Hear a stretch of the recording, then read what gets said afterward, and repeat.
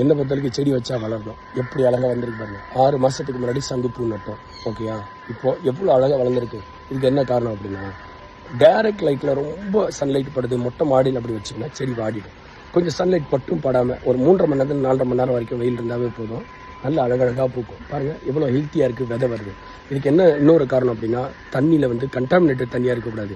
Salt, iron, chlorine, இந்த மாதிரி நிறைய தண்ணியில் வந்து டென்சிட்டி அதிகமாக இருக்குது. நிறைய கிரவுண்ட் வாட்டர் கண்டாமினேட்டடாக இருக்குது.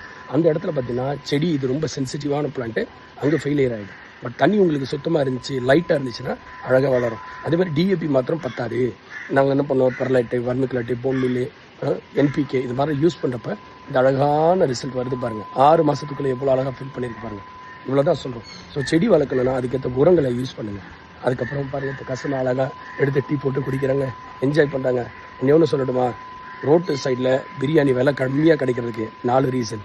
ஒன்று, குப்பை தொட்டி பக்கத்தில் இருக்கும், கீழே சாக்கடை ஓடம், கை கழுவுற இடம் பக்கத்தில் இருக்கும், தட்டு கழுவுற பக்கத்தில் இருக்கும். இவ்வளோ தான். இதை கொண்டு போய்ட்டு எப்போ பார்த்தாலும் ஹோட்டல் ப்ராடக்டோட கம்பேர் பண்ணுறது ரொம்ப தப்பு. என்றைக்கும் ஹோட்டல்காரங்க தான் சாலையோடு இருக்கவங்க, அவங்க வாழ்வாதாரத்துக்கு போராடுறாங்க. பட் அதுக்குன்னு இவங்க வாழணும்னு அவங்கள அழிச்சிடக்கூடாது.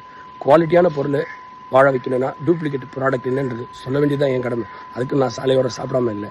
But compare apple with apple தானே, நாட் வித் ஆரஞ்சு.